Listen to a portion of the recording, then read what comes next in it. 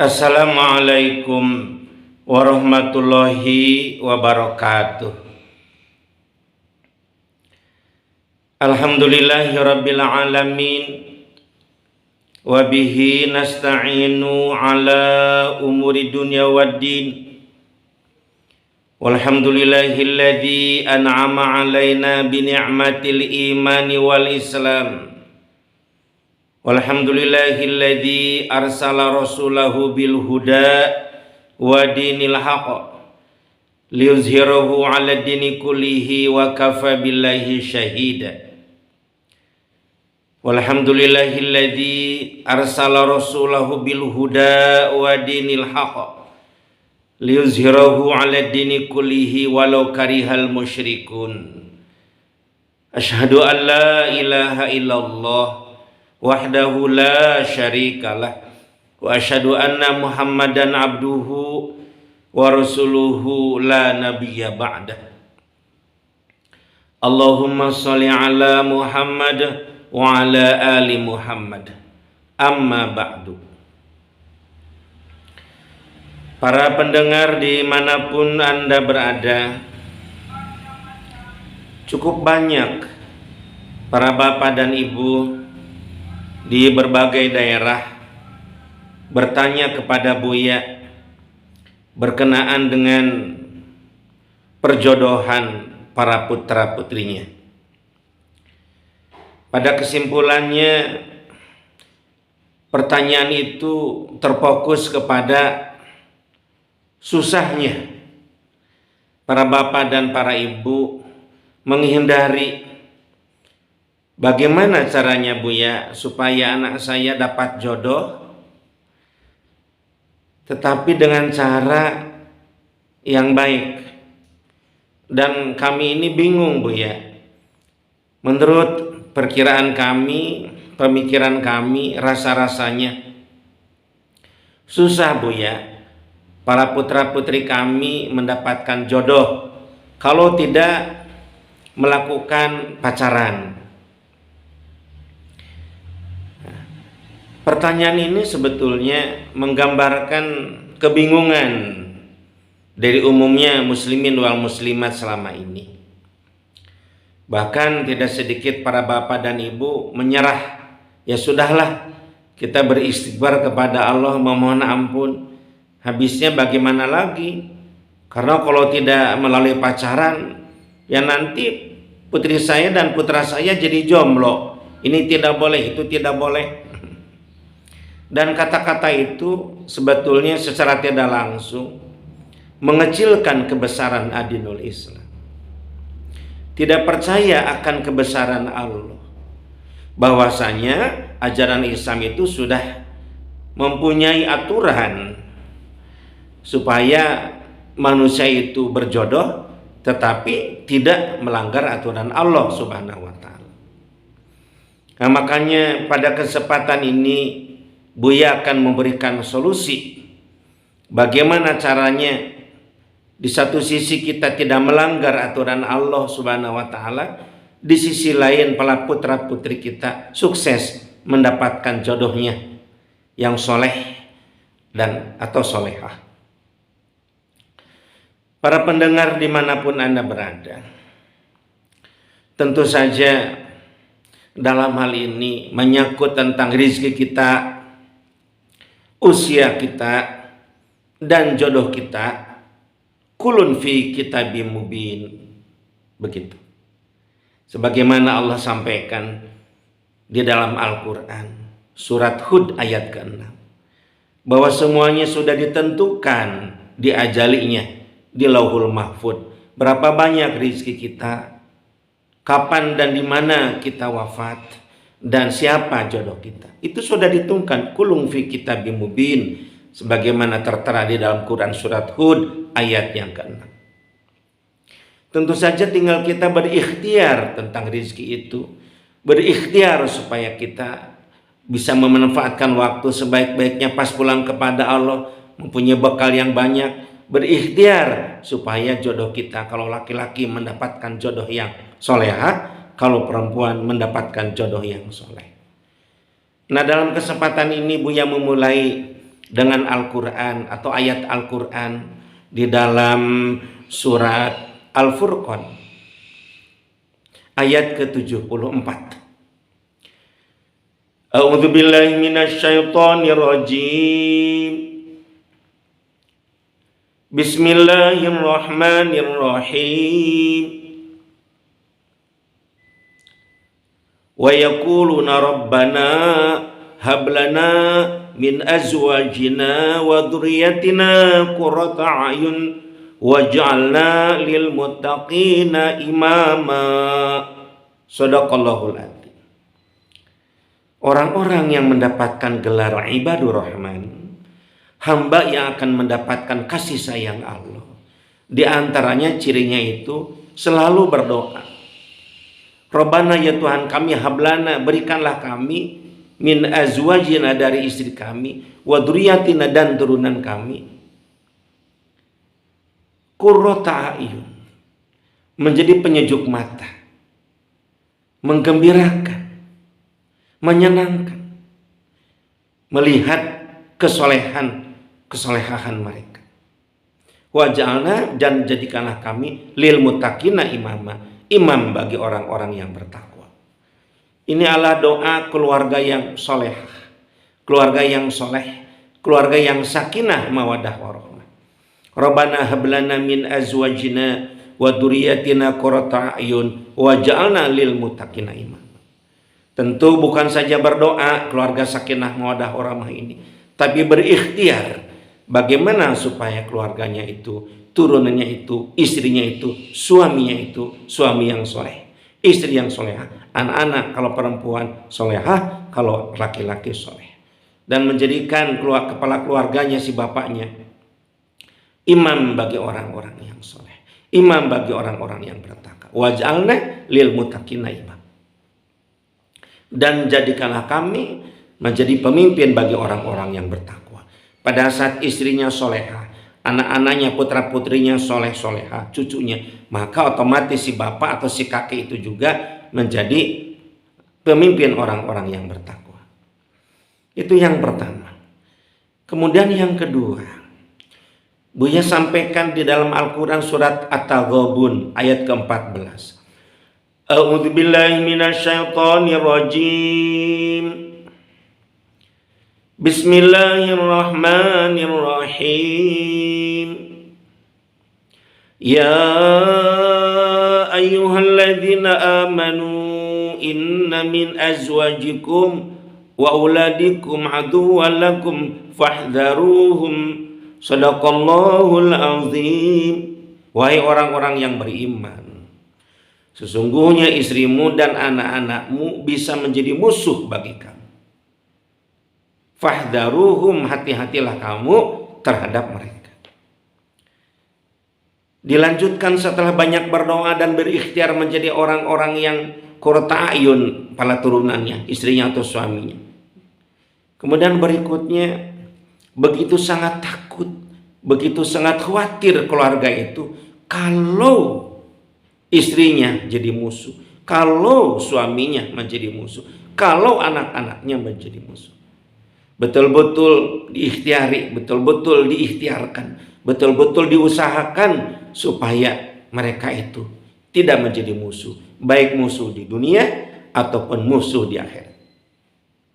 Ya, musuh di dunia pada saat anaknya melawan, disuruh sholat tidak mau sholat, disuruh puasa Ramadan tidak mau, itu sudah musuh di dunia. Belum lagi di akhirat, orang tuanya tidak sungguh-sungguh menyuruh untuk berbuat, melaksanakan sholat, mendirikan sholat, asyik dengan pekerjaannya, sibuk dengan pekerjaannya. Si ayah, si ibu tidak pernah menyuruh sholat, tidak pernah menyuruh saum Ramadan. Maka pada saat di akhirat, anaknya akan menjadi musuh dengan cara anaknya itu meminta pertanggungjawaban kepada orang tuanya untuk sama-sama masuk neraka jahanam karena orang tuanya tidak mendidik dengan baik tentang agamanya. Jadi yang kedua saya sampaikan tentang At-Taghabun ini, bagaimana kedua orang tua itu menjadikan anak-anaknya jangan sampai menjadi musuh. Berikutnya saya sampaikan surat Luqman dari mulai ayat ke-13. A'udzu billahi minasyaitonir rajim. Bismillahirrahmanirrahim. Wa idh qala Luqmanu libnihi wa huwa ya'izuhu ya bunayya la tusyrik billah inna syirka la zulmun azim. Bagaimana orang tua yang mendidik anak-anaknya dimulai dengan akidah yang kuat, memperkenalkan Allah Subhanahu wa taala kepada anak-anaknya. Akidah yang kuat. Wa wasainal insana biwalidayhi hamalathu ummuhu wahnan ala wahni wa fisaluhu fi amaini an yashkurli wa liwalidayka ilayal masir wa in jahadaka ala an tusyrika bima laysa laka bihil fala tuti'huma wa sahibhuma fid dunya ma'rufa wa tabi' sabila man anaba ilayya summa ilayya marji'ukum fa unabbi'ukum bima kuntum ta'malun. Yang kedua, bagaimana orang tua mendidik supaya anak-anaknya itu taat kepada orang tua, berbuat baik kepada ayah, berbuat baik kepada ibu, dan menyampaikan jika orang tua mengajak kepada kemusyrikan jangan diikuti, tapi tetap berlaku baik kepada kedua orang tua. Bagaimana orang tua mengajarkan seperti itu, dan ikutilah oleh kamu orang yang menjak kepada jalan Allah, meskipun itu bukan orang tua kamu, itu guru-guru, para ulama yang mengajak kepada kebajikan. Ya bunayya innaha in takum misqala habatin min khardalin fatakum fi sakhratin aw fis samawati aw fil ardi ya'ti bihallah innallaha latifun khabir. Pendidikan anak berikutnya mengajarkan kejujuran, mengajarkan amanah, mengajarkan tidak berbohong, tidak berdusta. Karena setiap perbuatan kamu, kata orang tuanya, sedikit pun nanti akan didatangkan oleh Allah Subhanahu wa taala. Meskipun disembunyikan di batu, disembunyikan di awang-awang di bumi, ya'ti bihallah, Allah akan mendatangkan itu. Innallaha latifun khabir, Allah itu begitu sangat teliti dan mengabarkan. Itu sampaikan ajaran-ajaran keislaman yang lebih. Ya bunayya qimis sholata wa'mur bil ma'rufi wa nahy 'anil munkari wasbir 'ala ma asabak inna dzalika min azmil umur. Berikutnya mengajarkan begitu bagaimana anak-anaknya supaya mendirikan sholat, dididik sholat dengan baik. 7 tahun terus didik, 10 tahun belum mau sholat dicepret, supaya menjadi anak-anak yang mendirikan sholat. Sampaikan sholat itu tiang agama. Barang siapa yang mendirikan sholat berarti mendirikan agama, yang meninggalkan sholat berarti meruntuhkan agama. Belajar juga amaran ma'ruf nahi munkar kepada teman-temannya. Itulah yang diajarkan oleh orang tua. Luar biasa. Dan harus sabar atas musibah yang menimpa kepada kamu, kata orang tuanya. Inna zalika min azmil umur. Sabar itu ada perbuatan yang luar biasa. Bahkan innallaha ma'as sabirin, Allah bersama-sama dengan orang yang sabar. Wala tus'ir khaddaka linnasi wala tamshi fil ardi maraha innallaha la yuhibbu kulla mukhtalin fakhur. Ajarkan juga DP-DP rendah hati, tidak takabur, tidak berjalan di muka bumi ini dengan takabur. Begitu. Luar biasa ini Allah menyampaikan ajarannya seperti itu mendidik anak-anak kita. Para pendengar dimanapun Anda berada, setelahnya terus menjalan, anaknya sudah mau remaja, sudah head kalau anak perempuan, kemudian kelihatan anak-anak laki-lakinya sudah kelihatan remaja menjelang dewasa. Ajarkan kepada mereka cara bergaul beda jenis. Sampaikan berkenaan dengan surat Bani Israil ayat ke-32. A'udzubillahi minasyaitonirrajim. Bismillahirrahmanirrahim. Wala taqrabu zina innahu kana fahisyatan wa sa'a sabila. Shadaqallahul adzim. Jauhilah oleh kamu mendekati zina.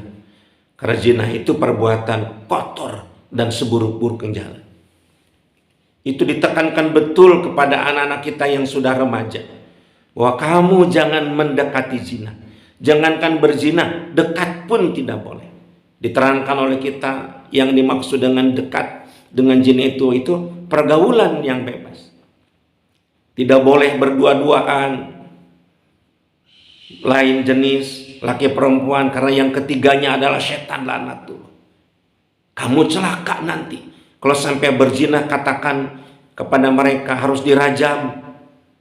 Bagaimana mereka dicambuk. Aturan Islam itu seperti itu. Bukan ditakut-takuti, memang kenyataan seperti itu. Dan kalau kamu nanti sampai hamil, kamu yang nanggung malu dan orang tua. Dan kalau laki-laki menghamili, nanti kamu juga akan diseret ke pengadilan. Dalam ajaran Islam itu juga akan mendapatkan azab baik di dunia ataupun di akhirat.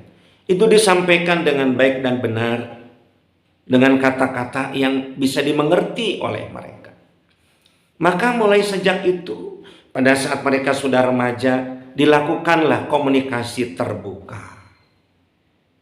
Yang dimaksud dengan komunikasi terbuka itu, anak-anak tidak malu curhat kepada ayahnya. Anak-anak kita tidak malu curhat kepada kita, kepada ibunya juga, kepada ayahnya. Berkenaan dengan kehidupan dirinya, perkembangan fisiknya, berkenaan dengan istilahnya itu, sudah mulai mereka itu merasakan rasa mencintai dan ingin dicintai. Sejak saat itu orang tua baik ayah ataupun ibu harus sudah mulai pasang strategi dan lebih ditingkatkan lagi justru. Ini ada yang salah di antara kita mendidik anak-anak itu. Pada saat usia mereka belum balik, begitu senang kita anak-anak kita rajin ngaji di wisuda, TK, Al-Quran. Padahal itu haulul fitrah. Yang dimaksud fitrah itu adalah fitrah. Manusia itu begitu, belum digoda oleh setan. Karena belum balik nafsu juga, masih diangkat kalam. Kita jangan terlalu bergembira. Anak-anak pintar ngaji, rajin ngaji ke madrasah. Karena itu memang panggilan fitrahnya. Kullu mauludin yuladu ala fitrah. Ingatlah bahwa setiap bayi atau yang dilahirkan itu dalam posisi fitrah. Tapi mulai pasang strategi pada saat mereka sudah balik, itulah yang harus betul-betul kita khawatir celakanya mereka. Maka kita harus berlipat-lipat memperhatikan mereka. Memberikan pendidikan agama yang luar biasa. Lakukan komunikasi terbuka. Sampaikan kepada mereka, anak-anak kita jangan malu curhat kepada bapak, curhat kepada ibu, kepada mama, kepada papi. Sampaikan kepada mereka, tungkihul imra'atu li arba'in, bahwasanya ditikah seseorang itu karena 4 perkara. Yang pertama limaliha karena hartanya, yang kedua lihasabiha karena turunannya, yang ketiga lijamaliha karena kecantikan atau ketampanannya, yang keempat adalah lidiniha karena agamanya. Begitu lihat dikatakan fazbar bisa di bidati din, pilihlah menyangkut tentang agamanya, terlibat jadat kamu akan selamat. Sampaikan kepada mereka kalau kamu ingin punya kenalan calon istri, pilih yang kaya, yang turunannya baik, kemudian juga istilahnya itu yang cantik, yang agamanya bagus. Tapi itu semuanya yang paling penting adalah agamanya, agar kamu selamat. Begitu. Kalau seorang perempuan anak kita, putri kita, pilihlah yang kaya, pilihlah yang turunnya baik, turunan ustaz, turunan kiai, turunan orang-orang soleh, turunan pejabat yang soleh. Pilih juga karena ketampanannya dan juga agamanya baik. Tetapi dari 4 perkara itu yang paling penting adalah agamanya. Tidak apa-apa mereka miskin, dia miskin tidak apa-apa, turunannya bukan turunan yang bagus. Tidak apa-apa dia itu tidak tampan, tapi agamanya yang bagus. Dia akan menjadi seorang suami yang betul-betul bertanggung jawab kepada kamu. Itu disampaikan dengan benar. Disampaikan dengan bahwa agama yang paling utama. Agama yang paling utama. Makanya kita Selaku orang tua, kalau mau memilih mantu itu, gak usahlah tanya-tanya di mana pekerjaan kamu. Auzubillah, terlebih lagi ditanya tentang gaji berapa. Cukup disampaikan di mana kamu mesantren, di mana kamu menuntut ilmu agama. Itu yang paling penting. Karena kalau orang sudah paham agama dengan benar agamanya kafah, dia akan menjadi orang laki-laki yang bertanggung jawab. Demikian juga kalau seorang perempuan solehah, dia akan menjadi orang yang taat kepada sang suami, menjadi istri yang solehah. Itu yang disampaikan dengan baik, terbuka begitu. Jangan sampai mereka itu menutup-nutupi kemauannya, terbuka. Contoh, Neng sudah punya kenalannya. Bilang ke mama orang mana, siapa orangnya. Begitu. Ya. Kemudian sampaikan, jangan sampai Neng berdua-dua, nggak boleh bermotoran, apalagi sama-sama, itu haram, Neng. Itu ketiganya adalah iblis laknatullah. Dan Neng kalau mengerjakan itu menjadi musuh mama, musuh papa, musuh di dunia, musuh di akhirat. Sedangkan kita di dunia tidak akan selamanya, di akhirat kita Neng ke neraka, mama juga mungkin ditarik ke neraka kalau mama tidak bisa mendidik Neng. Itulah yang disampaikan. Karena memang seperti begitulah, dan memang bukan menakut-nakuti, kenyataannya seperti itu. Nah, maka dalam hal ini lakukan komunikasi terbuka, nasihat-nasihat kebaikan kepada anak-anak kita. Berikutnya adalah pemantauan yang ketat. Kalau memang kita sudah komunikasi terbuka, anak kita terbuka tentang pasangannya, Neng, coba undang ke sini laki-laki itu, datang ke mama, ke papa, mama ingin ketemu. Nah, kita selaku orang tua sebetulnya harus begitu.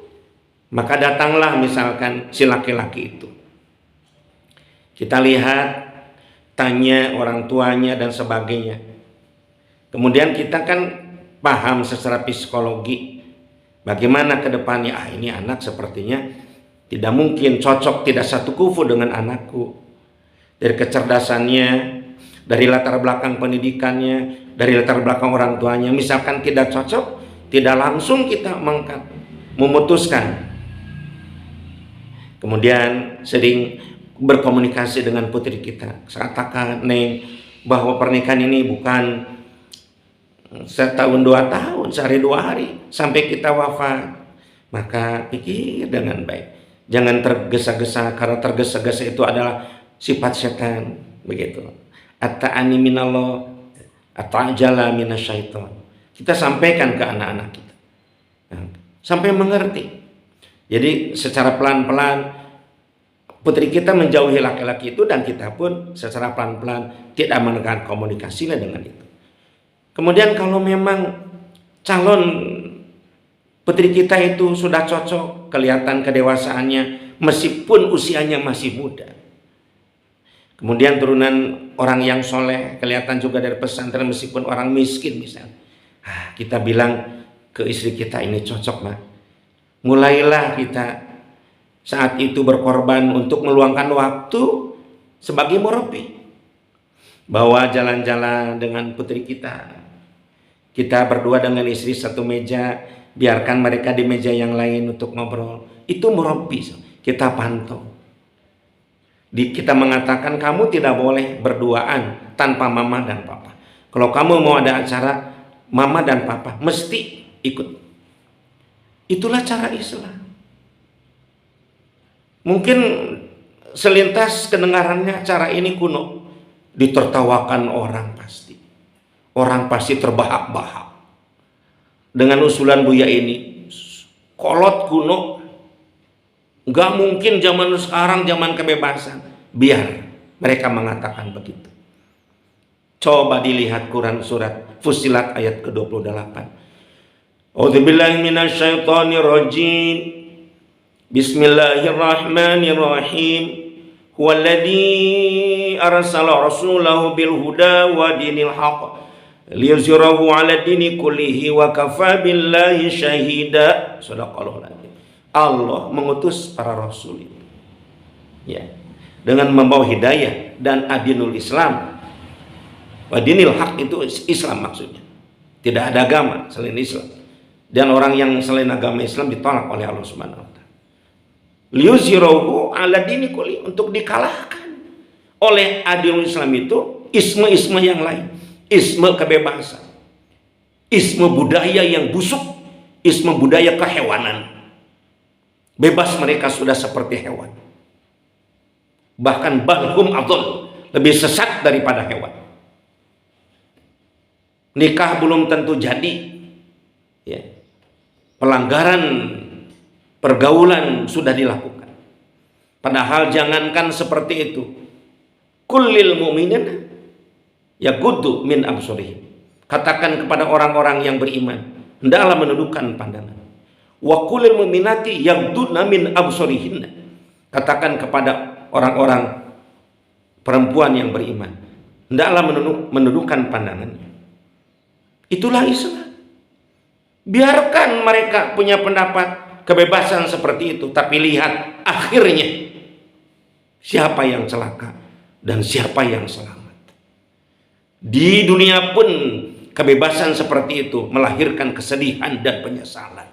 Apalagi di akhirat neraka jahanam sudah menunggu. Gak apa-apa keluarga kita dikatakan kuno, sampai anak kita ta'arufan itu diantar-antar. Seperti tidak percaya mereka sudah bisa menentukan berpikir. Itu konsep yang salah. Liyuzhirahu ala dini kullih, agar agama Islam ini mengalahkan konsep-konsep yang lain. Wa kafa billahi syahida, cukup Allah menjadi saksi. Tidak usah kita ingin pujian orang, tidak mendengarkan kita hinaan orang. Yang penting Allah sudah menentukan itu, kita tetap akan aturan Allah. Insya Allah jodoh yang akan didapat oleh anak kita, itulah jodoh diajali di Lauhul Mahfuz, karena kita menjalankannya dengan cara yang baik. Kemudian di dalam Quran berikutnya At-Taubah ayat 33. A'udzubillahi minasyaitonir rajim. Bismillahirrahmanirrahim. Walladzi arsala rasulahu bil huda wa dinil haq liyuzhirahu 'ala dini kulli walau karihal musyrikun. Meskipun orang-orang musyrik, orang-orang kafir, munafik, fasik tidak suka dengan cara-cara kita membimbing anaknya ta'aruf seperti itu, biar gak usah kita dengar. Ini cara kita, ini jalan kita. Bahkan di dalam Quran Fussilat ayat 33 lebih jelas. A'udzubillahi minasyaitonir rajim. Bismillahirrahmanirrahim. Wa man ahsanu qawlan mimman da'a ila Allah wa amila sholihan wa qala innani minal muslimin. Katakan inilah cara aku. Aku seorang muslim, dengan cara begini aku menjadikan anak-anak saya ta'aruf. Jangan dibebaskan liar seperti binatang. Pantau. Karena kalau sudah celaka semuanya. Dipantau. Bagaimana mereka dengan kita jalan-jalan kalau memang sudah cocok. Kita datang ke besan dan langsung secepatnya dilakukan pernikahan. Wa ankihul ayama minkum wasolihina min ibadikum wa imaikum wa iyakunu fuqara'a yughnihimullahu min fadlihi wallahu wasi'un alim. Sadaqallahu aladzim. Nikahkanlah yang masih sendirian dan yang soleh, yang sudah soleh, baik dari hamba-hamba laki-laki, hamba perempuan. Wa yakunu fuqara'a, dan jika keadaan mereka fakir, miskin, calon mantu kita belum punya pekerjaan, kita juga kondisinya pas-pasan, yughnihimullahu min fadlihi, Allah akan mencukupkan mereka min fadlihi, dari karunia-Nya. Wallahu wasi'un alim, Allah maha luas kekayaannya dan maha mengetahui. Itulah janji Allah. Cepat nikahkan, jangan dinanti-nanti. Urusan walimah nanti hajatan kalau ada rezeki, dan itu bukan kewajiban, daripada anak-anak kita celaka. Lakukan. Bagaimana Buya kalau putri saya lagi masih SMA dan anak saya masih SMP, masih SMA yang laki-lakinya? Kepala sekolah melarang. Apa kata Al-Quran? Dalam surat Ali Imran ayat 54. A'udzubillahi minasyaitonir rajim. Bismillahirrahmanirrahim. Wa makaru wa makarallah. Wallahu khairul makirin. Orang-orang kafir punya tipu daya dan Allah membalas dengan tipu dayanya. Dan tipu daya Allah lebih baik daripada tipu daya mereka. Aturan-aturan, ketentuan-ketentuan, undang-undang yang tidak sesuai dengan ketentuan Allah, mereka sudah mengadakan tipu daya untuk mengacak-acak aturan Islam. Maka kita juga harus membalas dengan tipu daya. Lakukan kebohongan wajar dan sah, karena kita ada dalam tekanan tipu daya mereka. Ada kabar-kabar ini sudah nikah ya anak bapak ibu? Katakan belum, padahal sudah. Mereka menekan, kita jawab. Mereka tipu daya, kita juga bertipu daya. Daripada anak-anak kita celaka berzina, kita ikut celaka dan anak-anak kita menjadi musuh, tikahkan. Biarkan mereka sekolah tapi sudah menikah. Cuma tentu dalam hal ini tidak boleh mentang-mentang sudah menikah mereka berdekatan, pegang-pegangan, karena memang sudah suami istri, itu fitnah. Fitnah. Sedangkan fitnah ya lebih kejam dari pembunuhan. Akan terjadi tragedi yang bukan main-main. Meskipun sudah suami istri, jangan diperlihatkan di hadapan umum. Bagaimana mereka itu seperti biasa, tapi mereka WA-an, telepon-teleponan, meskipun belum satu rumah, tetapi mereka statusnya sudah suami istri. Lakukan tipu daya seolah-olah anak kita belum nikah padahal sudah nikah. Mengapa kita mengadakan tipu daya? Wa makaru wa makarallahu wallahu khairul makirin. Ini surat Al-Quran. Orang-orang kafir yang tidak senang dengan aturan Islam, orang-orang kafir menghalangi anak-anak muda nikah. Bahkan orang-orang kafir ingin anak-anak muda itu berzina. Jadi kita bingung di berbagai negara, nikah tidak boleh, tapi zina boleh. Astagfirullahaladzim. Bertanggung jawabkah mereka di akhirat? Tidak akan bertanggung jawab mereka. Kalau kita ikut aturan mereka, misalkan nanti di akhirat, kenapa bapak dulu melarang anak kami dinikahkan muda, jadikan anak kami celaka berzina, jadi kami terbawa ke neraka. Gak usah kita nurut kepada manusia yang aturannya tidak sesuai dengan aturan Al-Quran dan Sunnah Nabi. Mereka mengadakan tipu daya, lawan dengan tipu daya. Apalagi sudah mahasiswa, tikahkan, ijab kabul, yang penting halal. Mereka WA-an, komunikasi.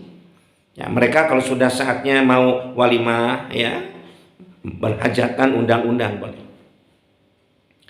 Misalkan kita sepakat meskipun sudah nikah, tetapi dalam hal ini misalkan tidak untuk punya putra dulu, misalkan tidak nafkah batin dulu, masing-masing harus ridho, harus ikhlas dan banyak istighfar sebetulnya. Nah, itulah istilahnya itu solusi bagi orang tua. Jangan sampai kita punya anak pacaran ke sana kemari. Ibunya ahli ngaji, bapaknya imam sholat, anaknya seperti hewan. Bagaimana sekarang sudah menjadi rahasia umum, perzinahan di mana-mana, aborsi. Berapa banyak diketahui, banyak klinik-klinik yang menggugurkan kandungan, membunuh anaknya. Kalau anak kita membunuh anaknya, kita menjadi musuhnya. Hati-hati. Ya. Maka dalam hal ini Buya sampaikan solusi seperti itu. Buya bagaimana ya kalau memang anaknya setelah menikah dan memang ingin nafkah batin, gak apa-apa, carilah sekolah, cari pesantren yang membolehkan sambil sekolah mereka sudah menikah. Sambil sekolah mereka sudah menikah. Ya, ini penting disampaikan oleh Buya. Bahkan mudah-mudahan didengar nih oleh pemerintah di berbagai negara. Janganlah kalian berbuat zolim. Mereka tidak boleh menikah muda, sementara mereka tidak dikasih aturan tentang pergaulan. Sudikah saudara dan bersiapkah saudara bertanggung jawab di hadapan Allah Subhanahu wa taala karena Anda sudah berbuat zalim. Ingat sabda Rasul, wattaqi da'watal mazlumi fa innahu laisa bainaha wa bainahu hijabun. Takutlah kalian dengan doa orang-orang yang dizolimi, karena antara orang yang zolimi dengan Allah tidak ada hijab. Ya Allah, gara-gara aturan yang tidak jelas ini, anak-anak kami tidak boleh nikah muda, tidak boleh nikah pada sedang sekolah. Gimana ini? Coba saudara, cobalah. Ya, kalaupun saudara punya aturan seperti itu, tolong aturan yang ketat mereka tidak boleh. Ya istilahnya itu bermukhalatah laki perempuan. Punya aturan regulasi yang jelas. Ya, jadi lakukan pendidikan yang baik sejak anak-anak. Sudah remaja, lakukan komunikasi terbuka. Jangan sampai anak-anak kita curhat kepada temannya, curhat kepada yang bukan yang tepat, orang yang tepat. Curhatlah, jadikan mereka mau curhat kepada ayahnya, kepada ibunya, sampaikan. Carikan jodoh untuknya. Ya, jangan dibiarkan. Kita punya kewajiban ngasih makan, ngasih minum, ngasih pakaian, sandang, papan kalau mampu, dan jodohkan dengan orang-orang yang soleh kalau putri kita, jodohkan dengan orang-orang yang solehah kalau putra kita. Ya, kemudian pantau dengan ketat anak-anak kita. Kita harus gelisah kalau anak-anak kita, ya istilahnya itu melakukan pergaulan seperti itu. Cepat tikahkan, dan ambil tipu daya. Kalaupun tidak boleh, kita punya tipu daya, pura-pura saja. Ya, karena memang mereka melakukan tipu daya, tetapi tipu daya Allah ya lebih hebat daripada tipu daya mereka. Demikian Buya ngasih solusi. Mudah-mudahan dengan cara ini Anda ya selaku orang tua ya sadar bahwa Anda itu punya tanggung jawab yang besar. Jangan sampai mereka berzina, kita tidak tahu. Sekarang ini rekayasa, obat-obatan dan sebagainya sudah bisa. Tetapi tetap itu di hadapan Allah suatu perzinahan. Jangankan berzina, wala taqrabuz zina, mendekati zina juga itu sudah tidak boleh. Mudah-mudahan dengan solusi dari Buya ini anak-anak kita menjadi soleh dan soleh, dan kita menjadi keluarga yang sakinah mawaddah warahmah. Mudah-mudahan. Terima kasih, mohon maaf atas kata-kata yang tidak berkenan. Wabillahi taufik wal hidayah waridho wal inayah. Wassalamualaikum warahmatullahi wabarakatuh.